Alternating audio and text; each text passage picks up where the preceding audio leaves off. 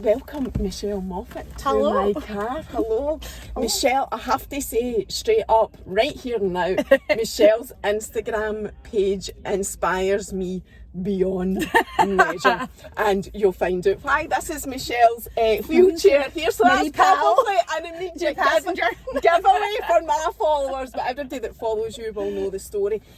So that's why Michelle's here. I can't wait to hear your story. You incredible human. So much to know about you. So Michelle suffered a spinal cord injury. Michelle, this start, what happened? So it's actually how it happened, kind of a boring, like, so basically I was in work, I was an ICU nurse, so I was working one night, somebody dropped a pen, I bent over to pick up a pen and just had this pain at the bottom of my back, and I was like, oh, I thought I pulled a muscle.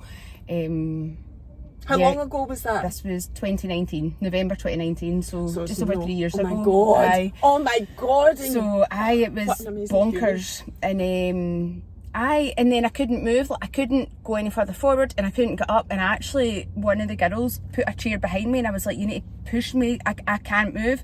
So pushed me back onto the chair and I was like, oh, that was weird. So I thought it was muscle, managed to finish my shift, went home. So you were still walking at this point? Aye. So you bent over? Yep, right. So still walking, and then went to bed, thought I'll be fine when I wake up because I was in night shift again that night. So yeah, got up for a night shift. I was in even more pain, but I was like, I can't phone in with like 2 hours to go, like they're short staffed anyway, and I'll just go in, I'll be fine. And by the end of that second shift in the morning, I couldn't even get dressed. Like the girls that I was working with had to actually strip me off out of my nursing uniform, help me into my clothes. My friend had been in shift, so she drove my car home. I couldn't even drive. I was like, oh, agony. So I actually went and I still thought it's muscle, it's not a big deal, just do the whole walking around, you'll be fine. So I did that, and yeah, I left it for the rest of that week, which is crazy, like until I had to get a sick line, because I was like, I phoned my work and I was like, I'm not going to be in the next. So that was the Saturday night it happened. Earlier was a Sunday morning, and on that Friday I phoned in and I was like, I'm meant to be night shift tonight and I can hardly walk, there's no way I can come in, I'm getting worse, not better.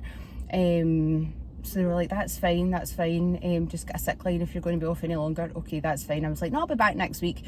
So left it still to the Monday, went to my GP and was like, I have this terrible pain, it's getting worse, I'm in so much pain.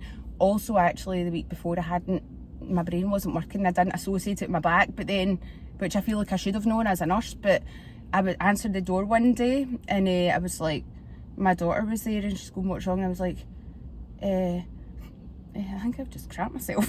Like, what's happened? And I'm like, oh, that's weird. Like, sorry, too much info, but I'm like, it's not like diarrhea, it's like solid. And how can that happen and you don't know? And I was dead upset. Anyway, so I saw my doctor on the Monday. You were still on your feet at this point? Still on my feet, So my doctor was like, any problems with your bladder or bowel? And I'm like, bladder's fine. Oh, well, actually, yeah. And I told her the bowel thing, and she's like, why didn't you come? And I'm like, happened once. If anything happens once, I'm like, write it off to random strange. If it happened a second time, I would have come, but it's not. So she's like, okay, I think you've prolapsed discs in your back and this is becoming, she's like, do you have any numbness? And I'm like, numb, I'm in agony. And she's like, your groin. And I put my hand, I was like, I can't feel anything. And she was like, right, you need to go to A&E, you're going now. How did you get here? I drove. She's like, well, you're not driving to hospital. And she's like, and how are your legs? And I'm like, kind of heavy, but not, I don't know, like, just, I don't even know how to describe it. They feel heavy, but they're fine. And she's like, can you feel when you're at the toilet if you're wiping yourself? And I was like, I think I was in so much pain, couldn't think properly, didn't even notice. And I'm like, I feel nothing. And she's like, right, okay, and what about your buttocks? And I'm like, I don't know. And then I'm like, I can't feel them either. She's like, right. So went over to accident emergency, another hospital. They were great, took me straight for a scan, and they were like, right, you've prolapsed discs in your back. One of them, there's pressing on the nerves, your spinal nerves, and one of them's pressing on your cord up higher, so it's like cauda equina. This is really bad, you need to go over to a specialist hospital, you're going for emergency surgery. And I'm like, no, it's not that bad. And then they're like, yeah, it's made me tank loads of water, and then said, right, you've drank plenty, we'll scan your, go to the toilet. Well, they scanned my bladder and said, I think they said you've got like 500 mils of urine in there. And I was like, all right, okay, I'm bursting. And they're like, go to the toilet. So I was like, pure running. It's like when you're pregnant, pure running to the toilet. Went, peed, and they're like, make sure you fully empty your bladder. Obviously, I'm not going to half empty it and then come back. And I was like, okay then. So I went, came back. You emptied your bladder? Yes. Stood up, turned around in a circle, sat back down, totally empty. Right, okay. Scan me, 400 mils. And I'm like, no, I have just emptied my bladder. And they're like, yeah, this is concerning. And I was like, what? And they're like, yeah, this is a bad sign. So I get sent over to a different hospital. Blue lighted me over in an ambulance. They took me in. By this point it was middle of the night after everything, and then they were like, it's safer to wait till the morning to do surgery. So the next morning they were like, we don't think you need surgery. At this point I'm still walking to the toilet and back, but my legs were getting heavier and heavier and heavier. So this was Tuesday, Wednesday. The Thursday I was sitting in bed and I started crying. I was like, I can't move. And they were like, what? And I was like, I can't, why can I not move my legs? I can't even feel my legs anymore. I can't move my legs. I don't know what's happening. And they were just kind of like, okay. So they left me on the Friday. They took me to surgery on the Friday. After that, they took some of the discs out my back and removed part of the vertebrae in my back.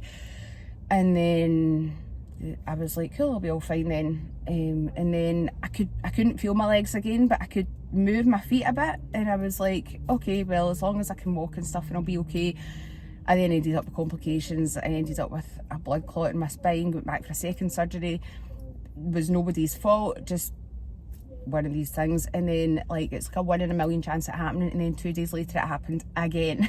And I was like, if it's 1 in a million chance of happening once, what's the chances of it happening twice? And they're like, yeah. But when it had happened the second time, I was like crying, and I was said, I can't feel my legs. I can't move my legs. I can't move them. I don't know what's going on.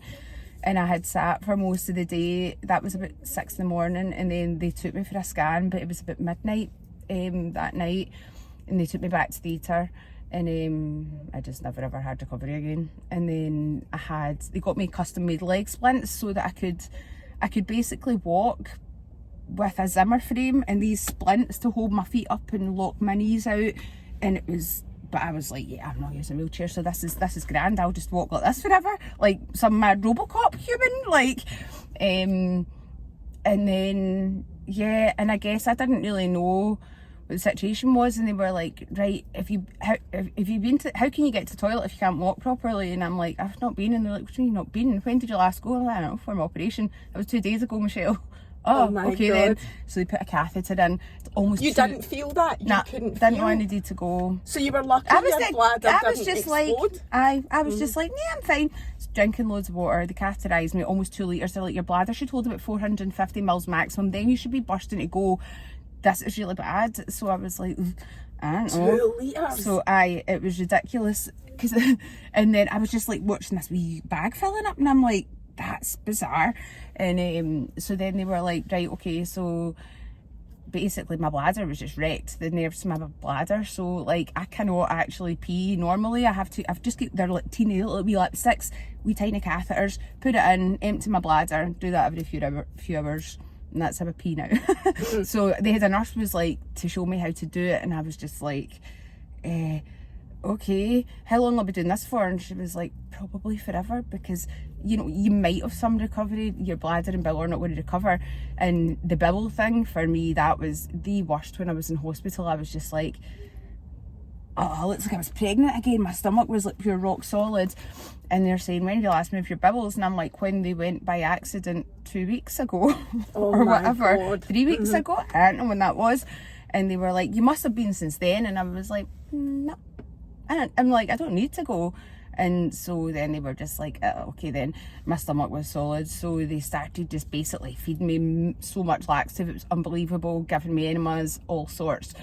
And I didn't know when I needed to go, didn't know where I was going, didn't even know when I'd been, other than I could smell it or I'd put my hand in it.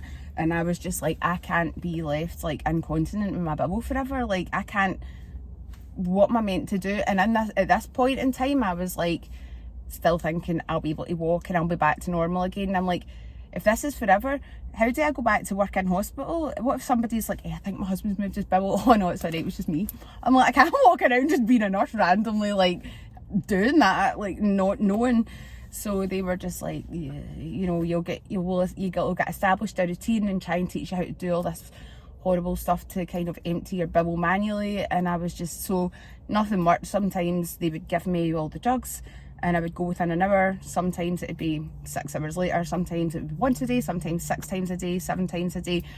Like, and I was just in bits. And I was like, I need to be a mum. Like, how can I go to my kid's school? Like, and then I just like totally mess myself. They'll be bullied forever because like, haha, your mum crapped herself. Like, I can't do that. Like, I'm not going out, I'm not going in anybody else's car. Like, I'll not be able to drive, I'll not be able to do anything anymore. Like, I can't deal with this. And the bubble thing for me was just awful. The biggest thing. That was the worst thing. And then I was like, and then I said to the doctor, I was like, I mean, like, so what? I'm just going to like, what? I don't know what I'm meant to do. So they'd said to me it's likely to be permanent, and I just said to them, I was like, see, if this is permanent, I'm never getting used to this ever. If it's permanent, then I want a stoma. And they were like, what? And I was like, well, just do bubble surgery, give me a bag, and then I've at least got control of my bubble back. So they were like, well, that's something some people will do, but you can have recovery up to a year. There can be some smaller recovery. How you are in a year, they usually say, is how you'll be after 12 months. And then you can have a wee bit more recovery up to 2 years. At 2 years, anything that changes after that is negligible. So they were like, you know, by a couple of years. And I was like, I can't live like this for 2 years before you make a decision. I'm like, if you tell me that I could be better in 2 years, then that's fine, I'll wait and see. And they were like, you're not. And then one of the surgeons said to me, he's like, you're never getting control back of your bubble. And I was like, right, okay. So that was it. I was like, I'm having surgery done. So I ended up going private to get it done. And so I was in hospital in November, December 2019. And then I had my bubble surgery the January 2020. And then I had a revision of the bubble surgery the summer 2020 during COVID and all that. But COVID for me was like, it was kind of like, well, I don't need to be able to walk because everybody's in the house and we're all fine and I don't need to go anywhere and it's fine. And I know you're making light of it, and I know your healing journey was a lot more than that. And we will come to that, but finish the whole physical side. So for like that, I was just kind of like, I would have my wee leg splints on and I'd be trying to walk about like a madman and like bum shuffling around the house. And like, I was determined that for as long as possible I could be in my feet. I was going to be. I fell down the stairs, broke my wrist twice, fell down the stairs another day, knocked myself unconscious. Jeez. And then I fell into the oven one day, like full on head first. And I thought, it's good that I don't preheat the oven and I don't know how to cook because that might not have been fun. Fell into the oven another day and full on burnt my wrist and had to go to hospital. And then it just got to the stage, it was like, I can't do anything. I can't go anywhere. And I was meant to have like all your kind of spinal follow-up that you get in your OT and your rehab and the rest of it. But obviously COVID happened right at that time. So I kind of fell through the net a wee bit. And to be honest, I didn't chase it because I was just like, it's all right, I'm going to be fine again. Like everybody else is wrong and I know better. And just in total denial. I was just like, yeah. It's such a shock to the system that I can't think of any other way that anybody would react to that anyway, because you just from one day going to be from being, I know, that's like walking. And then all of a sudden it's like, you're disabled. No, I'm not. Yes, I am. What? Wait, how did that happen? It's like, it's just so bizarre. And it's like, I think as well, like obviously, you know, I got to a really bad place, but like I think for me, like I just didn't want to use a wheelchair. And when I got my wheelchair, I was kind of like, I just didn't want to have it. And then my husband, because I was like high risk, I've got like a really weird type of asthma and been in and out ICU on life support, and so I was like really high risk. So because I was in the shielding group, then my husband's work were like, oh no, your wife's also on immunosuppressants, you can't come to work, but we'll still pay you. They were amazing. And I was like speaking to my boss at work, like, they've said up to 2 years I could get better, so I'll be fine in 2 years. I just kept saying that over and over, and they were just like, I would go in for HR meetings and they were amazing. My work were so supportive, but like, I'd be rocking up in my wheelchair, like, just, they must have been like, she's not getting better, like, but they were so good. Like, they didn't medically retire me until after the 2 year mark. I think they just kind of, they knew, but I was just like, yeah, I'll be fine. I'll be fine. Mm-hmm. And then, so see, what was it that happened? What happened to your back? What was the injury? So basically the discs had came out, and so like you've got your spinal cord, and then you've got all these nerves. It's called cauda equina syndrome. You've got all these nerves that come off at the bottom of your cord. So there was a disc, there were 2 discs pressing on the nerves, which is cauda equina, but one of the discs was up higher and it pressed on my actual spinal cord. And if they can stop the pressure on your cord or your nerves like straight away, then you do get recovery, or to a certain, you'll get recovery either fully or partially. I had left at a bit of time, and then I went to the hospital, and then just when we having a further complication with clots putting further pressure on the spinal cord at that level up higher, basically everything below the level that I had that clot at just stopped working. So that was like nerve to your bladder, your bowel, sensation of my legs, any movement, anything like that. So was the issue already there before you bent over for the pen and that triggered it, or was it? No, well, they said that they did say that I had stenosis in my back, which is just like your spinal column just narrows. So because of that, instead of a disc maybe having to come fully out to press on it, it only needed to come partially out because there wasn't much space there. So it was just a whole mishmash of different things, but pretty much when I bent over to pick up the pen is that's just what started it all, and that was it. Yeah. And I didn't know that having a spinal cord injury could have that impact on your bowel and bladder. I'm sure loads of people with experience of it will know, honestly, but I'd never thought about it, and I don't know. It's funny that, but then I suppose at the same time, like, we would check patients that had surgery. If anybody's an epidural or like certain things, you'd always be checking like sensation and spraying cold sprays on people, or like I think people that with sections have that done. If you've an epidural, can you feel this, can you feel this, and that's why it's to check that you're not going more numb and that there's not been damage down there. But I never really thought about it, and I was just like, oh, guess if your back's wrecked you can't walk. Like, I didn't really think about it, which is maybe really ignorant of me to say being a nurse, but I genuinely didn't know.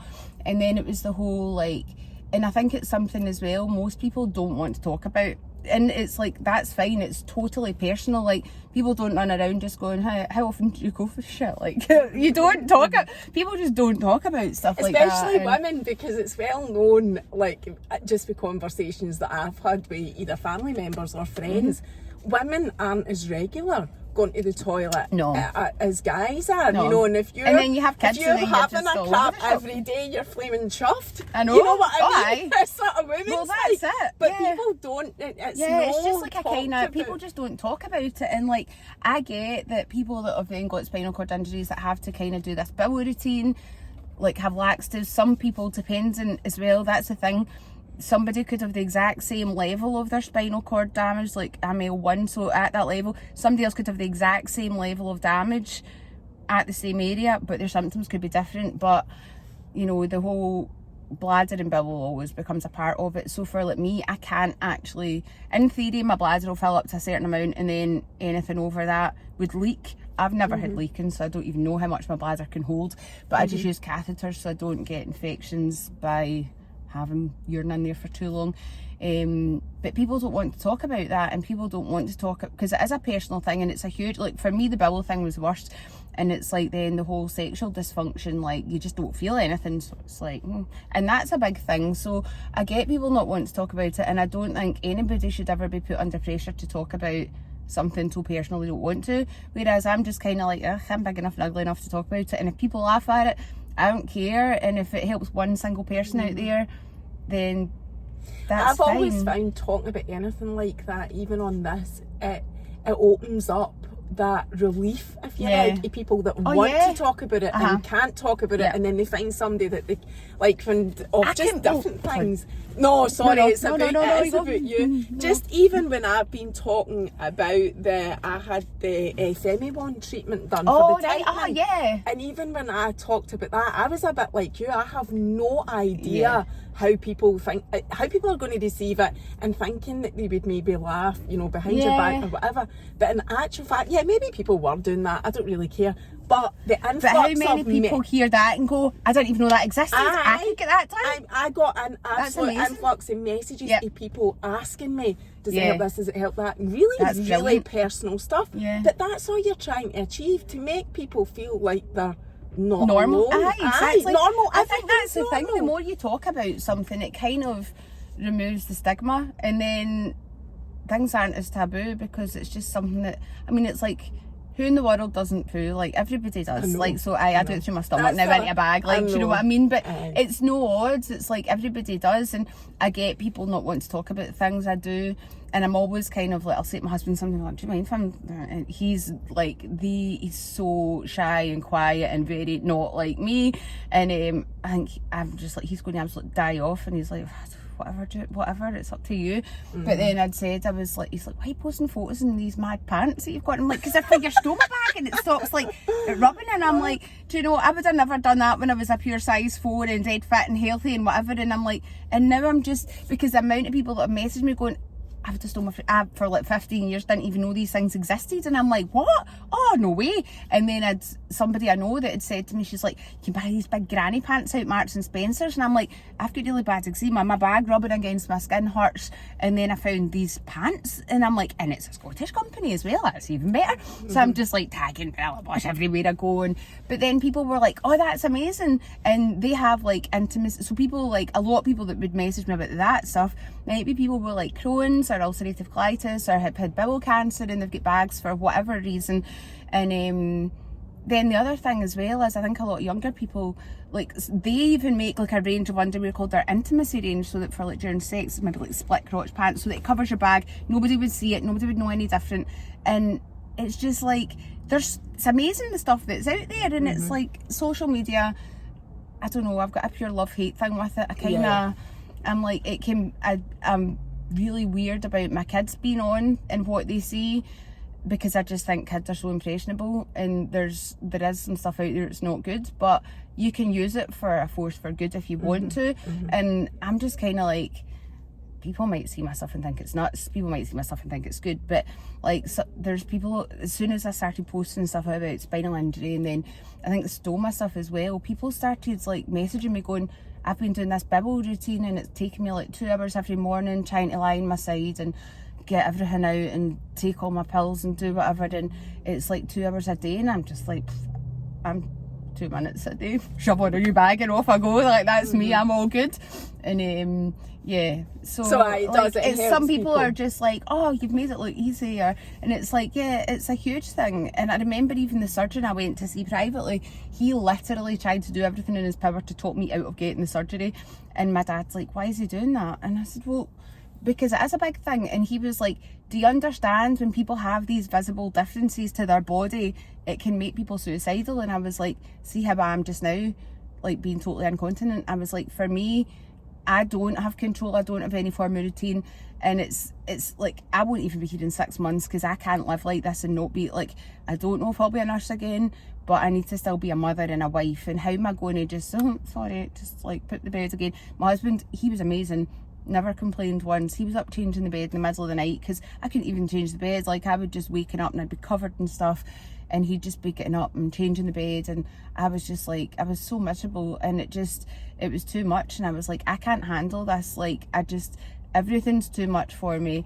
That's something that I can have fixed, so let's just get it fixed and get it dealt with. It's not the right thing for everybody. For me, it was brilliant. And then I go away on holiday and I'm just like, see the thought of having to get up 2 hours before everyone else to do all that nonsense routine. Like, I like my sleep, I don't get much of it, so if I can have an extra hour and 55 minutes in my bed, then that's fine with me. So Yeah, So it totally it's been works for wild. you. But Yes, and we've not said you've got 4 kids. You've got 4 kids, yeah. pretty much grown up, Yeah. although the youngest is 12, just Yep. a year older than Lola.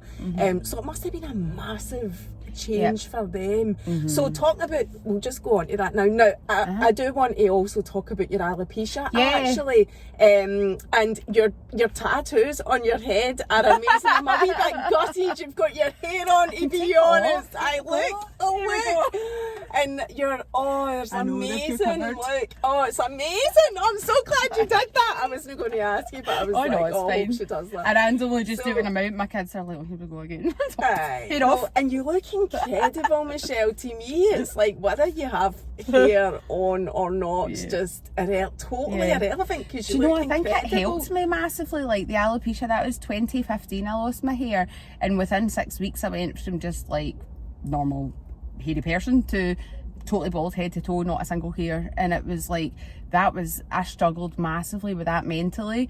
But I think in a way, I'm kind of like, I remember I used to be like, this is such a pure curse, and now I'm just like, I've met so many amazing people, and I've got my own business, like, and I sell wigs and the rest of it, and it's like, if it wasn't for that happening, I wouldn't have a business, so that when I'm not a nurse anymore, like, I've still got an income. And also it's like, it helped me, I think, in a lot of ways, because that's one thing I said to the bowel surgeon. When he was saying, you know, people become suicidal with these things, and I was like, the whole body image thing's not really an issue for me. And he's like, I know you think that, everybody thinks that, but it can be. And I said, no, I'm not being naive. Like, potentially I get why it could be, but like, I went through all of that when I lost my hair, and he was looking at me like I was nuts because I had the wig on, and I'm like, look, I just did my wig off just randomly. And he's like, oh. And I was like, when I lost my hair, I said, honestly, I was probably one of the worst things in my life. I says I did health issues I'd been in and out ICU as a patient, but that never affected me the way that my hair loss did.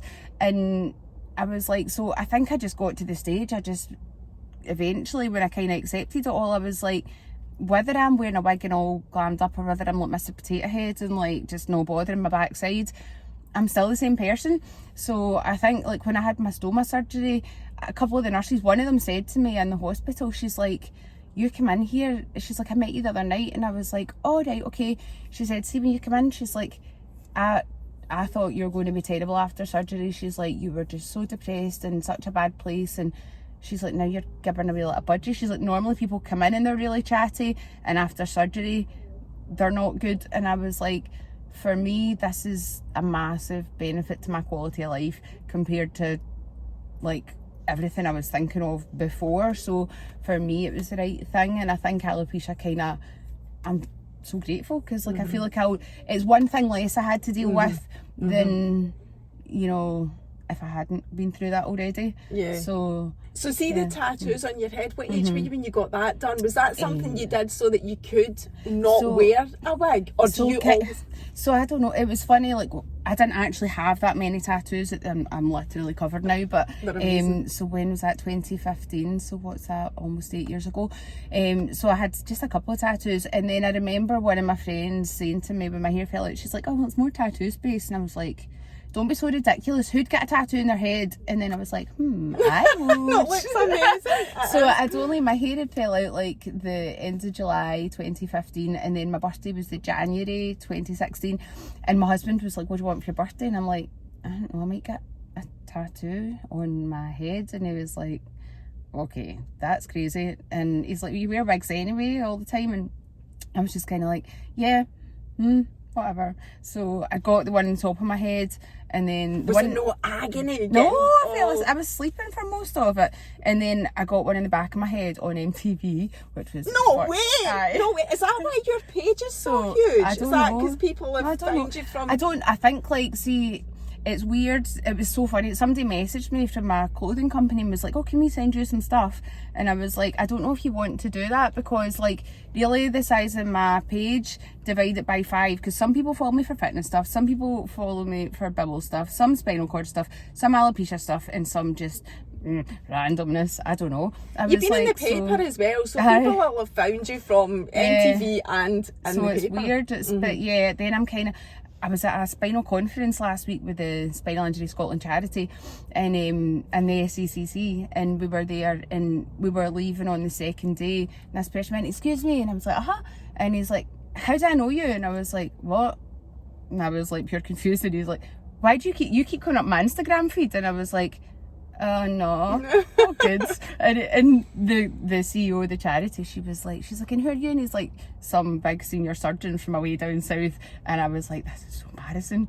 Like, this is mental. This is so strange, because I wouldn't follow me. Like, I just post so much nonsense, it's unbelievable. And then I'll like spam Instagram for a week or two, and then I just can't be bothered for a few days, and I'm like, yeah, whatever. So you probably don't realise how weird. Inspiring you are. That's what's coming across here. You don't realise the impact, not just for people like you, for people like me, Michelle, who look at you and go, oh my God, I'm so humbled. But also what it does for me, I don't know if you think like this, but I just think the most important thing in life is connection. Yeah, definitely. Connection. Yeah. So how you, anything that you've got, or how you present or whatever, is actually totally irrelevant, because we can still do this, and to me it's so important. And that's amazing.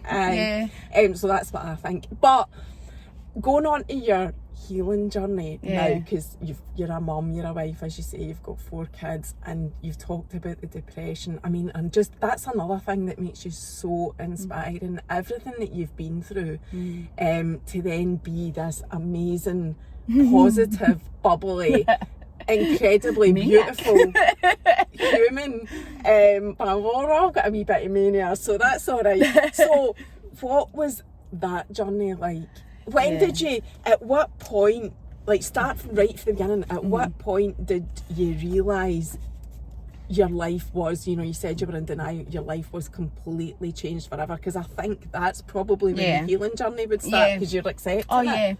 I mean, I think so for me, there was just a whole, I just felt like my daughter Yasmin, so she was 20 this year, so she was 16, and she's your oldest. Like, and she was like, I'd be in the toilet and she'd hear me crying, and she'd come in, and I was trying to like clean myself, and she'd be like, I'll help you, and I'm like, no, you shouldn't need to be doing that, like I'm your mum, you don't know, like this is not right. And so I think everything it was getting to me. And it was funny because like the day before, so it was like how you are at a year is probably how you're going to be, is what they say. So at a year, I was in a wheelchair, and then they're like, but up to 2 years you can still have some recovery. So I'm like, that's fine, I can deal. Bibble got my stoma, bladder, I'm using my catheters, that's fine, I can go on with things.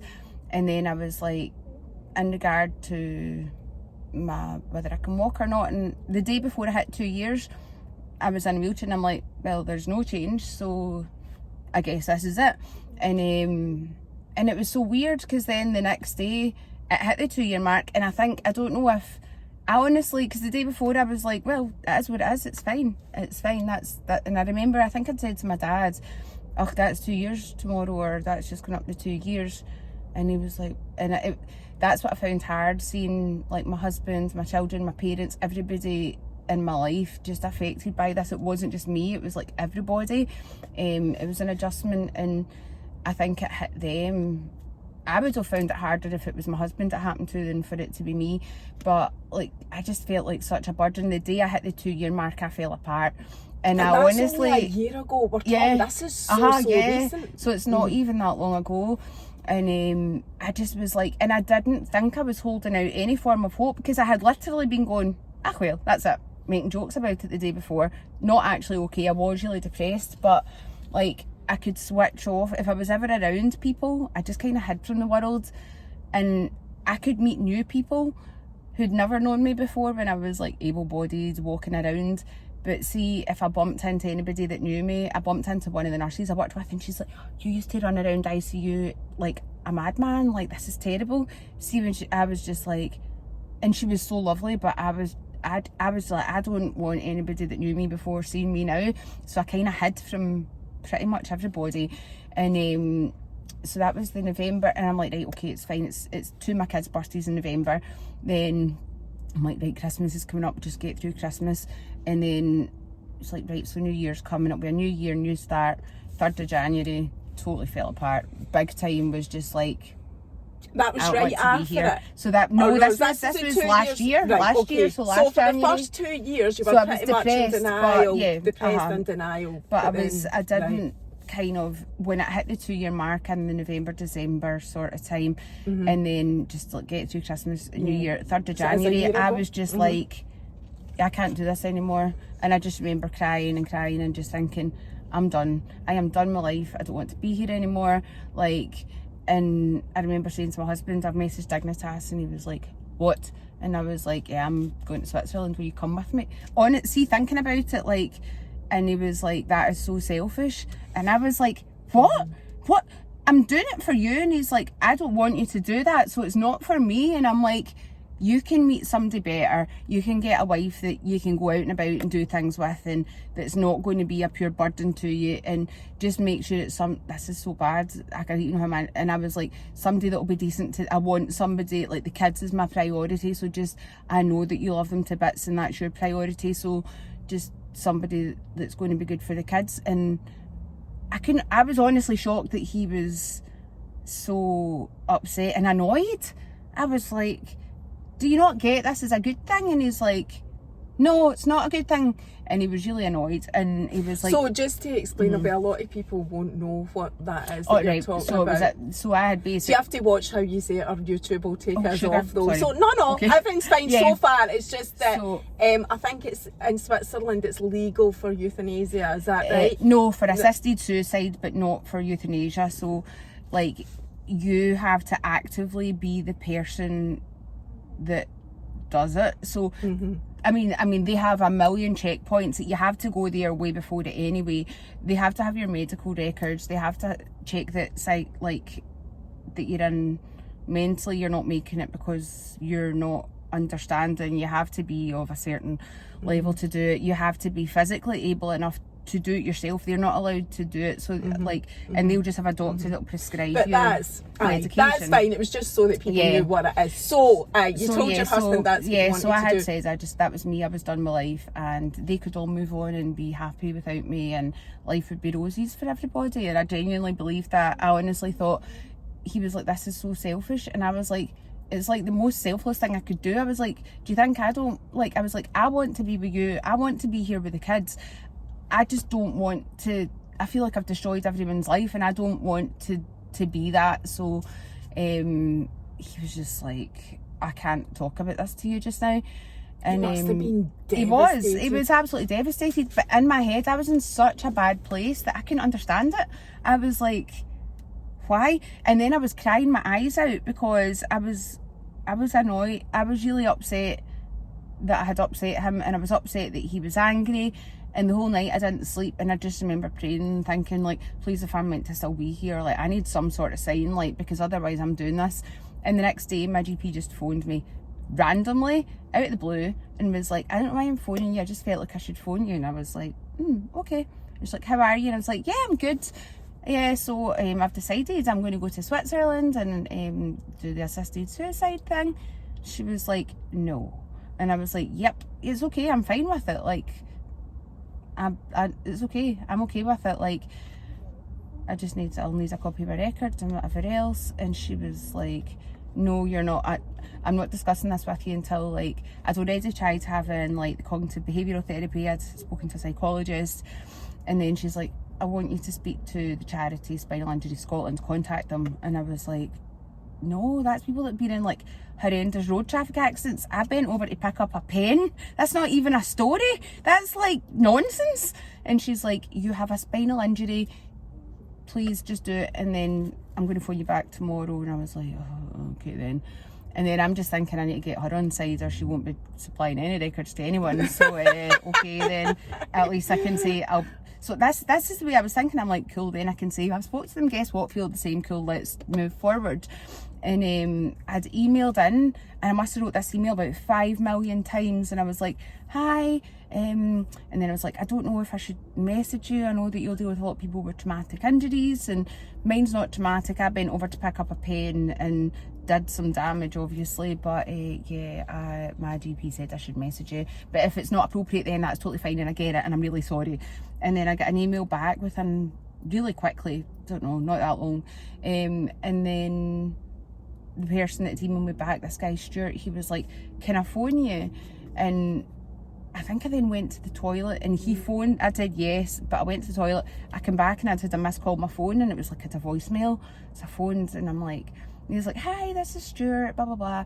So I phoned him back, spoke to him, and then he said something. Like, we were talking for a wee bit and I had said how I felt and he just listened. And he was like, so are you in a wheelchair? And I was like, yeah. And he was like, yeah, you know, some people that, you know, we talked to through the charity, some people get spinal injuries but they can still walk, some people can't walk. There's like a whole array of people from all sorts of ends of how they're affected, but you know, generally we've all got some form of mobility issue or bladder and bowel issue, and it's, you know, we go through a lot of the same stuff regardless of how it happened. And then we were just chatting away. I felt like I'd known him forever, and he said, I can't remember what it was, I made some stupid comment, and then he said something about walking. He's like, oh, you'll not be walking, you'll be rolling on by. And I can say that because I'm in a wheelchair too. And it was like, I burst out laughing, and I was just like, this is the first I felt normal for like over 2 years. This is the first time I've actually felt normal. This was only just a year ago, and it was like, it's crazy to think that just over a year ago I was nearly not here anymore. And then I remember him saying as well, he's like, we have meetings, but during COVID we started up Zoom meetings as well. He's like, we're not counsellors, we're not psychologists, it's like kind of peer support, mentoring. That's what it is, you know, and it's just a place to talk to other people with spinal injuries. And I was like, I don't know if I'm up for meeting anyone, but like I'll maybe hop on Zoom and then I can hop back off if it's too much. So I think he's like, there's a meeting tomorrow. So he'd phoned and he said, if you want to go on, I'll be on, but I'm going to be a bit later. But it's like, right, okay. And I'd told him, I was like, do you know, I says, I used to have a road bike and I loved cycling. Like, cycling was just my thing. I loved it. I was like, and I can never cycle again. And he's like, oh, you can hand cycle. What, like, I'm imagining somebody doing a handstand on a bike, like some circus act. And he's like, no. So then I was on his Facebook looking, I'm like, that's cool. So yeah, when I went on the Zoom the next day, all of a sudden it was just like, these people are mental. They're all so lovely, and they're like, a lot of them way more effects on their life than me, and yet they're just all living like their best ever life. And I was like, I don't know how these people are okay, but I want a bit of that. And like, I'll either get there and I'll accept it and I'll be good, or I'll die trying, but I won't die because I've chosen for that to happen. Like, I will not be the reason that I'm not here anymore. So if it means that I need to spend the next 70 years like still aiming for that goal, that's going to be my goal. And if I achieve that, then I need to just set new goals every day. So yeah, and it was amazing. Like, I think I was holding on to so much kind of hurt and pain, and if I had gone and seen the doctor sooner, or if I had pushed for them to do something sooner, or if, and then it's like I was beating myself up over the most stupid things. And I was like, do you know what, like, it is what it is. The only way I'm going to ever be okay is to accept that this is the new normal and just make the most of it. Because I mean, I could hardly push myself in my wheelchair. I literally went from being maybe about 10.5 stone to like 21.5 stone in 2 years by just eating myself to oblivion. Didn't even eat a lot, just ate like a couple packs of Pringles and a couple packets of Starburst a day, and then managed to like over double my weight. It was mental. So then I was like, right, I need to get fit, I need to get healthy, I want to get back to a gym. And I was like, I don't know how to do any of this stuff. I mean, would you do at a gym? Like, everything I used to do was leg stuff, and now my legs don't work. So I got a personal trainer, and then I just was like, right, get back on a healthy diet and just try and be a better version of me. And like, it's crazy. So in this last year you've lost all the weight as well? So I've lost, yeah, I've still got about another 2 stone I think to go or whatever, but I'm just kind of like, it's kind of slow now, like coming off, but then at the same time I'm like, I'm trying to just do it in a healthy way and maintain it. And I go to the gym usually 3 or 4 times a week, sometimes 5. And all I'm doing is weights. It's not like I'm hammering cardio, because there's not much cardio that I can do. But yeah, just been having a healthier diet, making sure I'm in a calorie deficit. And then mostly the gym thing is just, a lot of people, the reason they maybe end up in like a power wheelchair, if it's sometimes is because they'll end up breaking their shoulders just from constantly pushing in a wheelchair. So I'm like, just make sure I've got plenty of exercises from my personal trainer to build up my shoulders and basically just keep myself as independent as I can be. So yeah, like it's funny, I went away with my friends last year to New York and I could honestly not even push myself one block. This year we were away downtown and away, like, she's like, do you know we've done like 8 or 9 miles already? And I was like, what? Last year I couldn't even do blooming 8 pushes and I had to stop. We Ubered everywhere. And I was like, no, we've not. And she's like, well, we get an Uber back. And I'm like, no, don't be lazy, you can walk and I'll just push. And it was great. It was, and it's like, I noticed, I think, I didn't notice so much over here, how far I'd come on, because it was places I'd been my whole life that I used to walk for miles. Whereas over there, I'd only ever been there the year before, and I was like, oh my goodness, like that's such a change from how I was before. But yeah, and now I've been, so the charity's asked me to be an ambassador for them, and I'm actually starting to do some peer sport volunteering with them in the Spinal unit starting this Thursday. Oh, that's amazing. So That I'm suits looking you forward to a that. T. So it'll be good. So was that your turning point when you contacted Yeah, when I them? contacted That's them, incredible. they were literally just like, if it wasn't for them, I wouldn't be here. And So, that just speaks volumes about how important charities are. oh, definitely. And what they do for people. Definitely. Not just spinal injuries, Not so any, many. there are so many, and that's the thing as well. Like I did the kilt walk last year for Spinal Injury Scotland. I did all of them. I did Glasgow, Edinburgh, Aberdeen and Dundee. I'm doing them all again this year because I'm daft, but it'll be fun. You're amazing. But do you know what's so good though? Like I just loved them. Like everybody, that people just chat on their way walking by or whatever, and like, oh, okay, so what's happened to you? Who are you doing it for? And it's nice, and it's like you just hear so many people, all for different charities, all out doing their thing because, and I'm just like, that kind of restores my faith in humanity. But it just shows there's so much that like there are charities for everything and anything. And I said to my GP, I'm like, how did you know about Spinal Injury Scotland? Like they're a small charity. And she was like, well, because she's a spinal injury, so I found out. And I'm like, oh my goodness, how do you have time for that? Like, I know GPs are run to the ground, like, but she's like, if we have somebody that, you know, has got any sort of lifelong condition or whatever, we try and find out if there's services nearby or whatever. And it's like, that's amazing. Yeah, it is. Like, It's amazing it's to really hear that good. as well. Yeah. I've heard a couple of stories like that about GPs recently, and they've been incredible. I think So- I took for granted. I just thought everybody's GPs were just like, and I think, I mean, yeah, they're under so much pressure, but it's like I've always had the most amazing support from my GP, which is amazing. Yeah.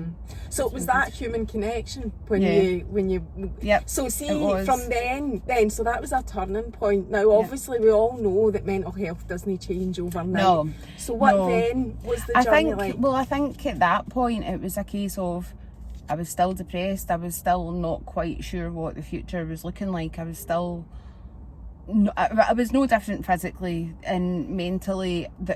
The only difference was I was, instead of thinking my only option was to not be here anymore, I was like, I need to be okay, or at least try to be okay. I won't be the one that causes the end of my life. Like, I'm not choosing to end my life, so I will fight until the end, basically. And I didn't know if I'd ever accept it or not, but, and I mean, it was a long time. I kept going on the Zoom things, having the peer support, and then I guess I was just like trying, instead of focusing on I can't do this and I can't do that and I can't do this and I used to do this and I used to do that, it was like, okay, well, I can't do this, but what can I still do? There's still loads I can do. Like, instead of thinking, oh, I can't be working in ICU as a nurse anymore, no, I can't. But do you know what, like, I've got my own business, that's fine, got an income from that. And then it's like, I've got time at home with the children that I wouldn't have had if I was still doing nursing. So, like, I look at my eldest daughter and I think, oh my goodness, you're nearly 20, how did that happen? And then I think, well, do you know, like, I've got that extra time at home with the other kids just now, and like, I don't know, and now I'm more grateful. Yeah, no, I get that. And did you engage in it? Was there anything, therapy or beliefs or books or anything that you engaged in that really helped you, or did you do it I started yourself? going back to church, which I know some I was people going to are ask you about. whatever, No, I was man. going to ask you But, about that. yeah, because I noticed. And I know that. some people up here like, that's mental, and I'm like, do you know, that's fine. Like, I mean, my husband is totally atheist, like, nope, don't believe in God. And I'm like, because it's funny, some people have said to me before, they're like, oh, you just be so judgmental. And I'm like, I don't judge anyone. Like, you want to call yourself a washing machine, I don't care. Like, if you're a nice person and whatever else, like, people have more in common than they do. I genuinely believe everybody has more in common with one another than they do differences. You could have a totally different life experience. Everybody's been happy at some point. Everybody's been sad at some point, maybe to different extremes and for different reasons. But like for me, I think that just gave me a focus, and that was like, I don't know, because it's funny as well, because at first I was pure like praying, like, please, if there's something, like, just I need to know whether there's something I should do or not. Then my GP phones me the next day, totally out the blue, and I'm like, nah, it's coincidence. Like, you know, like, I want a sign. Nah, that's coincidence, it's not a sign. And, you know, I'm just like, you know, some people, my husband's just like, I think that's nonsense. And I'm like, that's okay. I see it all. I'm dead interested in it, because I see it all as just another form of spirituality. Yeah, that's what I think. Are you too hot, by the way? No, you I'm want the okay, window I'm down? alright, I'm all right. Sorry, I have to put my It's head actually freezing outside, but the sun's beating in. But I'm just back for holidays, so I'm used that's to good. And I did think, like being abroad. You took your hair off, you feel like you get your big woolly hat off. I do see it as another form of spirituality. Yeah. Like, Lola goes to a Catholic school, but I don't consider us religious at all. Yeah. But I'm quite into the spiritual thing, and I always thought, even though Keith's Catholic, that's why she went. The reason I was for it, albeit I wasn't brought up Catholic at all, the complete opposite in fact, but the reason I wanted her to go was the spiritual side of it. Like, I thought, even because I didn't really discover that till much later in life, but that was what helped me with mental health. And I thought, even if I'd had that when I was much younger, maybe. I mean, you never know, and it's all what ifs, but maybe things would have turned out different for me. So that's why I wanted to ask about it, because you're not actually like somebody that cuts about dead religious. You don't preach it on your page. I know, and it's like, I go to church, I'm actually like covered in tattoos and stuff, and I'm just always of the opinion as well, I'm like, well, my wee personal trainer, like he's Muslim, and we always talk about loads of stuff, and we totally believe different things, but I'm like, I think, like, everybody, you've got your physical body, you've got your intellectual, emotional self, everybody's got a spiritual side, whether that means you believe in God or you don't believe in God or whatever, you know, there's more to people than just a physical being. Yes, you know, and I think, like, you know, we all just need to find our way, and, you know, like, what I totally get that some people do genuinely think I'm mental, and they're just like, I don't get why you believe in God, it's weird. My husband thinks it's nuts. He's constantly arguing with me about it, and I'm like, listen, it's fine. I'm not judging you for saying there's no God. That is your right as a person to think what you want to think. I'm like, I really don't judge people. I just think I've done so much nonsense in my own life that I don't judge anybody for anything, and you don't know what other people have been through.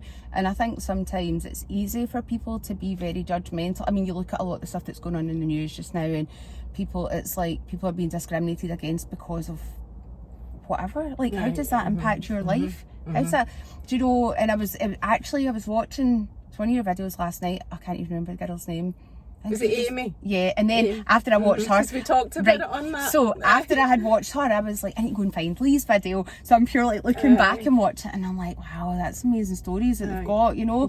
And it's like, and I think some people also kind of are like, oh, well, you'll be totally transphobic, and I'm like, no, I'm not. And you know, if that's people's experience, that they've been so badly judged, and people are trying to use their religion or their faith or whatever to discriminate against people, like, that's just the opposite of what it should be, you know. And it's like, we all have our own things to go through in life, and everybody's got something, you know. It's like, for me, and see, when you said about asking the universe, and I'm saying I'm not religious, but I'm very, very spiritual. I do that on the regular, like, so you would ask God, and to me it would just be the universe, but it's the same, it's energy, it's all the same. It's like, there's more, like, for me, my husband would be like, how can you believe in anything else?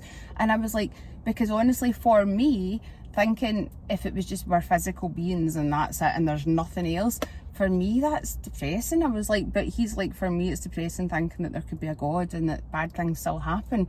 And I'm like, yeah, I get it, but it's cool. This is why we've all kind of got the right to choose what we do and what we want to be and what we believe, like, and it's amazing. I'm like, I find it dead fascinating, like, hearing what other people think and believe, and like, that's what I love. My wee personal trainer will chat away, and he'll ask me loads of questions, I'll ask him questions, and we just chat, and then, like, I'm just kind of like, I just think everybody, we can always find things in common with other people, and even things that we've got that are different, or different beliefs, or whatever you want to call it. It's like, people are amazing. Like, people really are amazing, and I love learning from people and like building connections with different people. And yeah, I think you can always learn from other people. And I think definitely the peer support aspect of the whole charity thing, like for me, was just, I mean, it was just a game changer. It was like people who've just lived things that I was going through, and I was like, can't believe I thought I was the only person in the whole bloody world that was going through this stuff. Like, I felt like so that's a wee bit self-centered, but you don't know. No, you don't. You don't, and well, that's it. And I mean, yeah, it's amazing. So, just to finish on your family and your, I want to ask you about your house, but your kids. I think before you even answer the question about your kids, I think your kids will be totally inspired and led by you, how you're feeling, how you're thinking, and whatever. However, I'm also hugely aware that other kids sometimes are a bit nasty. But how has it been for your kids? Do you know, they've dealt with it better than me. And honestly, like, my eldest daughter, she was going to go and do nursing, and then I think with me being in hospital for so long, she was like, I don't want anything to do with this industry, it's not what I want to do. And she was like, she didn't take a college place. I'm like, do you know what, like, do what you want to do. Like, you live once, you're only here once, it's a short time, do whatever makes you happy. But they've just been so resilient and so amazing. And I'm so aware of like other kids, especially, I don't know, my older son, he was saying before, he's like, my friends were, one of the guys at school they were all watching you on Instagram, and I'm like, oh no. And he was like, I think I was jumping around in my flaming stole my pants or something stupid, and I was like, I'm sorry. And he's like, I just told them F off. And I was like, alright. I was like, I won't post that stuff if you want. And he's like, doesn't matter. He's like, Mum, see if you don't, he's like, they said stuff about you and your wigs and all that before. So I was always dead aware of like their feelings with things, and I've always been totally open with the kids. And like, whenever I was really depressed, I would try to switch off from things during the day when the kids were around, and then they would go to bed and I would just break down at night time, and I was a mess. But like, if they ever said to me, what's wrong, I'd just say, I'm just feeling a wee bit sad. I wouldn't go into detail about things, but I'd be like, it's a bit sad. But they've been so good, and I just think I'm so lucky. Like, none of them have been involved in they've never been in trouble or causing problems, or like, they're really well adjusted. I think if it was me and it was my mum, I'd be a riot even now. So I just look at them and I just think, man, you humans are just awesome. Like, how can you have come from me and be so cool? And they're amazing. And it's like, it's they just kind of, if people ask them questions, they're just like, yeah, my mum's in a wheelchair. Why is she in a wheelchair? Well, because her legs don't work anymore because she hurt her back. And my wee boy was like, he says, people were asking me at school, if you hurt your back, why do your legs not work? He says, so I was just telling them it's something to do with your spinal cord and the nerves. But there's more than that. But I mean, you're still the same mum. And I was like, that's cool. Because at first I'd be saying as well, I was like, oh, I'm so sorry, I can't do this and I can't do that. And they were like, and what? Like, it was bothering me more than stuff bothered them. And like, my husband's like, that whole 2 years when I was so bad, like, he never moaned at all about getting up in the middle of the night, and he'd maybe have to change the beds like 4 or 5 times until we'd no clean sheets anymore because I had just messed the bed so much. And he never moaned, never made me feel bad about it, never anything. And I'd be like, I'm so sorry. But and like, my parents, they've been great as well, and such a good support. And we've just had our home extension done now. So I was just going to ask you about that. Did you stay in your house? Yes. Yeah, and so just have So basically, it's been wild. So I never saw anybody from occupational therapy. I think just with COVID, everything all falling apart, and my dad was just like, I think with me breaking my wrist and then going flying down the stairs, even it'd be things like my leg would sometimes jump, and like, I'd be just got up top of the stairs and my leg would jump and it'd pull me back down again. I'd be like, oh, I've just literally sat and pushed myself up all these stairs. So they started building an extension in October, so I've now got a downstairs bedroom, bathroom and walk-in wardrobe thing. It's amazing. I know, I was like jealous of that. Because my dad was saying, he's like, well, get these pull down telescopic handles, and I'm like, what is even, I didn't even know these things existed. And I'm like, it's fine. I was like, Ross can have the up high rails, I'll have the lower down ones, that's fine. And then Ross is saying to me, he's like, I don't actually have that many clothes, you can just have all the rails, I just need 2 bits for my clothes to fit in. And I'm like, I was going to do a massive clear out of stuff, and I'm like, I mean, if I have to, then I mean, I'm happy to take all the space in here. But I'm like, oh, I keep going in and looking at it, and I'm like, this is so fancy. I know, it's amazing. It's every girl's dream. Yeah, Totally it's so cool. But so when that was getting done, we got the living room door knocked in as well, like to broaden it, because I was kind of like going through and jamming my hands and the door and all that. So we get the door frames made wider downstairs, and I've said to the kids, I'm like, as far as I'm concerned, upstairs no longer exists to me, so if it looks like Beirut up there and if it's absolutely wild, enjoy living in a dump, because I'm taking nothing to do with it, even though I'm probably the messy one. But yeah, my younger daughter, she is so messy. My older daughter is immaculate and so tidy, but I'm just like, deal with your own stuff, don't care, I'm not getting stressed about it, don't even care. But then it's nice, like yesterday my husband was away to work and he came in and I was like, I've done like 7 loads of washing today, and he's like, it's not bad. Like, I was like, I'm so excited because the laundry basket was upstairs before and I couldn't get up and down with things, and I was like, it's great, I can do everything now. And I was like, oh, it just feels so nice, like being able to just get around the house and cook and do stuff and just like clean and tidy and zoom around with a mop constantly, and like, yeah, it felt great just being normal so again. that's all you needed was your house adjusting. That was you, because you can go out and about everywhere. I mean, even on holiday, even though I fell on holiday, that's another story. But everywhere is for accommodating wheelchairs everywhere. It doesn't matter where you go. So there's no restriction for you at all that I can think of. Because I was driving here thinking, there is no difference to your life other than you adjusting to it. That's it, and there's that many things now as well. It's like my car, I was like, oh, I'll be able to drive, and what am I going to do? And then it's like, right, I'll get an automatic. So I did have I was using this crazy machine to try and keep my muscles and whatever in my legs for ages, but yeah, it didn't work. I'm like, how am I going to drive? How do you drive if your legs don't work? And then I'm like, hand controls, and I'm like, what's a hand control? It's pure amazing. So although I managed to right off a car because my leg jumped, and so I've got like a foot plate over my pedals so that if my legs jump or anything, then they don't hit the pedals. So it's great. So you're and I just get my wee push-pull hand controls. Brilliant. It's dead handy. Amazing. So. And coming, I just want to share, because I was totally, when I was in waiting in the coffee, so what we did, we're sitting in the disabled space obviously to accommodate Michelle. I said to her, what do you want to do? We had a whole debate about whether she was going to be able to get in my car because it's not as big as her car. And I said to her, well, I'll go in for the coffees, you get in the car and we'll have the coffees when we come out. But see, when I was in there, I was like, I'd waited a couple of minutes and I was panicking in case she needed my help. So I looked out the window, I came down here to look out the window, and you're totally in, the wheelchair's in the back. And I was like, how did she do that? But that just shows you how, you know, it's just the things easy. you can learn from YouTube. Oh my goodness, it's like the funniest thing ever. The first time I went out in my wheelchair with the kids, it was to get school uniforms, and I said to my husband, now he had to come everywhere, and this is how bonkers I was. I wouldn't sit in a wheelchair for long enough, but I had one of the walkers that you have, and it's got like a wee seat on it, you can stop and sit. I would sit in that and have somebody push me like a pram. That was fine because it wasn't a wheelchair. But yeah, and then the first time I went out in my wheelchair, I realised, oh my goodness, like, I don't need an adult with me. I don't need my dad or my husband with me.